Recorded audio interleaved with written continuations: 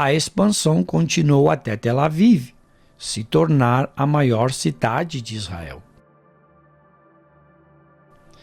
Apesar do meu pai não ser judeu, os líderes israelenses confiavam nele e estavam felizes por terem alguém em Jafá que pudesse se relacionar com uma comunidade tão internacional. Estávamos orgulhosos do seu círculo de amigos, que incluía muitos líderes nacionais. Ele foi convidado a ser embaixador de Israel em outros países, mas preferiu ficar em Jafá. Porém, tinha pouco tempo para a família. Na verdade, não posso realmente dizer que conhecia o meu pai naquela época. Parecia que estava sempre participando de uma atividade oficial ou de uma reunião importante. Não era uma pessoa extrovertida, apenas rígida. E raramente demonstrava qualquer sinal físico de afeição. Minha mãe, no entanto, supria essa falta. Novamente, parte disso era cultural. Homens eram homens. Vivíamos confortavelmente. A posição de papai no governo nos permitia ter uma casa no subúrbio. Era uma casa maravilhosa cercada por um muro com vidro no alto por segurança. Minha mãe era uma dona de casa com todos os sentidos da palavra. Cuidar do bando de pequenos rins era o mais do que um emprego de tempo integral. Com a continuidade da minha educação, consideravam-me um católico. O processo começou muito cedo. A pré-escola que frequentei era, na verdade, mais como um convento. Missas eram celebradas regularmente. Meus pais não protestavam porque o ensino na escola católica particular era considerado o melhor disponível. Nos dias da semana, estudava com as freiras e nos domingos eu ia à igreja ortodoxa grega com a mamãe e o papai. Mas isso não era considerado um grande problema na poliglota Jafá. Lealdade a uma igreja em particular não parecia tão importante. Eu era católico? Totalmente. O catolicismo era a minha vida de oração, ocupava meu tempo e atenção 5 dias por semana. Tornou-se minha mentalidade. Praticamente vivia em um convento e naquele casulo me tornei isolado do mundo. Também estava separado do mundo de uma forma infeliz. Desde o começo da minha infância, sofri com uma severa gagueira. A menor quantidade de pressão social ou nervosismo a disparava e era quase insuportável. Tinha dificuldades em fazer amigos. Algumas crianças zombavam de mim, outras simplesmente mantinham-se distantes. Eu sabia muito pouco das coisas do mundo, somente o que os meus professores queriam que eu soubesse. Mas era um especialista na vida católica. Com a continuidade dos estudos, frequentei o Colégio dos Irmãos e fui educado por monjas. Mesmo sendo um garoto, era extremamente religioso, orava e orava. Provavelmente mais do que alguns cristãos oram hoje. Mas tudo que eu sabia era orar o Ave Maria, o Credo, o Pai Nosso e outras orações prescritas. Era raro falar de verdade com o Senhor. Quando eu tinha algum pedido específico, eu mencionava. Caso contrário, minha vida de oração era muito organizada, muito rotineira. A máxima parecia ser: você deve sentir dor ao orar. E isso era fácil. Não havia praticamente nenhum outro lugar para se ajoelhar exceto nas pedras brancas de Jerusalém, que estavam por todos os lados. A maioria das casas eram feitas desse material. E as escolas que eu frequentava não tinham carpetes, apenas o chão de pedra branca. Acabei por acreditar que se você não sofresse com suas súplicas, o Senhor não ouviria, que o sofrimento era a melhor forma de obter o favor de Deus. Embora praticamente nenhuma espiritualidade acompanhasse o ensino, ainda estimo muito a base bíblica que recebi. Muitas vezes penso, quantas crianças aprenderam o Antigo Testamento em hebraico? Em nossas viagens ao campo fizeram literalmente com que a palavra de Deus ganhasse vida. Uma vez viajamos a Negev, onde chegamos perto dos poços que Abraão cavara e aprendemos sobre a vida dele. Essa experiência vai ficar comigo para sempre. Muitas vezes em minha vida, Deus falou comigo por meio de visões. Durante meus anos em Jafá, aconteceu somente uma vez, quando eu era apenas um menino de 11 anos. Realmente acredito que foi nesse momento que Deus começou a participar da minha vida. Posso me lembrar da visão como se tivesse acontecido ontem. Vi Jesus entrar no meu quarto. Estava usando uma túnica, que era a mais branca possível, e um manto vermelho escuro ao redor da túnica.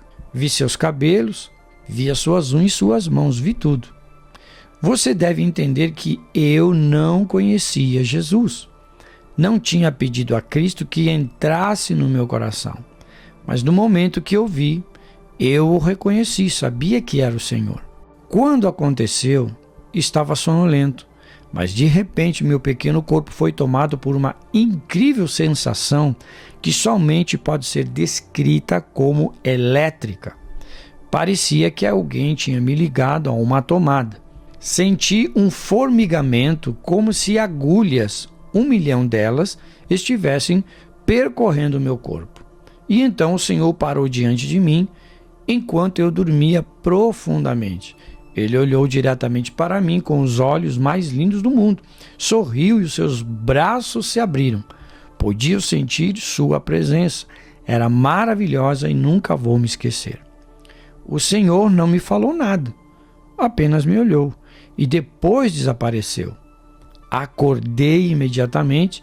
Naquele momento, quase não conseguia entender o que estava acontecendo, mas não era um sonho. Esse tipo de sensação não acontece em um sonho. Deus me permitiu experimentar uma visão que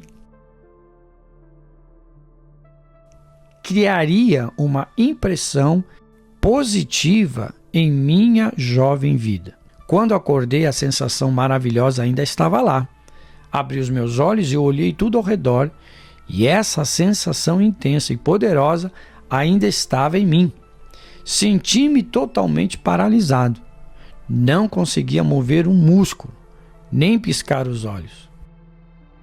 Estava completamente congelado, mas eu estava no controle. Essa sensação incomum tomou conta de mim, mas não me dominou. Na verdade, senti que podia dizer: não, eu não quero isso. E a experiência teria acabado, mas não disse nada. Enquanto estava deitado ali, acordado, a sensação ficou comigo. Depois desapareceu lentamente. Pela manhã, contei à minha mãe sobre a experiência e ela ainda se lembra das suas palavras. Falou: você deve ser um santo, então. Coisas assim não aconteciam com as pessoas em Jafá. Independente de serem católicas ou ortodoxas gregas. É claro, eu certamente não era um santo, mas minha mãe acreditava que se Jesus veio até mim, deve ter me escolhido para um chamado maior. Enquanto Deus estava entrando em minha vida, outros fatores estavam atuando e mudariam para sempre o futuro da minha família. Vivendo em Israel durante a década de 1960, pude sentir o aumento da tensão política. Quase diariamente ocorriam ataques árabes contra Israel, nas fronteiras com o Egito, com a Jordânia e com a Síria. e o exército israelense retalhava regularmente com seus próprios ataques. Em maio de 1967, Israel e os 3 países árabes alertaram suas forças para um possível combate ou uma possível guerra. Por exigência do Egito, as tropas das Nações Unidas saíram da faixa de Gaza, da península do Sinai. Então, em 5 de junho de 1967, aviões israelenses atacaram as bases aéreas no Egito, na Jordânia e na Síria. Foi a chamada Guerra dos 6 Dias. Em menos de uma semana, os israelenses destruíram quase completamente as forças aéreas árabes.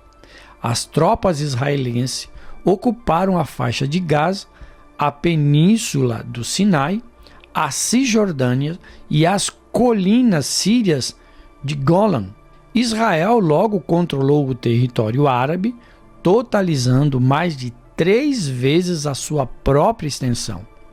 Nunca vou esquecer o dia, no começo de 1968, em que meu pai juntou a família e nos contou que estava fazendo planos para imigrarmos. Ele falou: por favor, não discutam isso com ninguém, porque poderá haver algum problema com nosso visto de saída.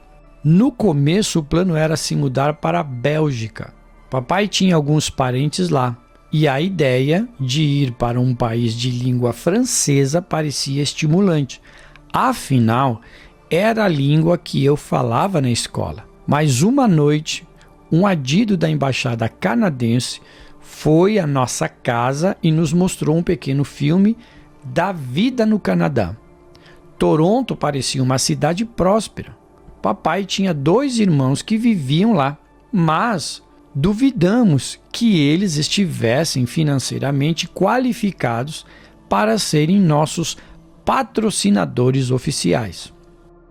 As perguntas sobre a nossa ida pareciam crescer diariamente. Houve um momento que o meu pai nos contou que talvez não pudéssemos sair do país antes de 5 anos. A essa altura, estávamos todos tão ansiosos para ir embora que me ajoelhei naquelas pedras de Jerusalém e fiz uma promessa a Deus. Senhor, orei, se você nos tirar daqui, eu ofereço a maior jarra de azeite de oliva que conseguir encontrar. E acrescentei: quando chegarmos a Toronto, levo a uma igreja e ofereço ao Senhor em ação de graças. Em minha formação, fazer uma promessa a Deus não era incomum, e azeite de oliva era um bem precioso, então fiz a promessa. Algumas semanas depois, um jovem da embaixada canadense ligou para o meu pai para dizer: Senhor Rim, já está tudo resolvido. Não me pergunte como. Todos os seus papéis estão em ordem e o senhor pode ir embora quando quiser.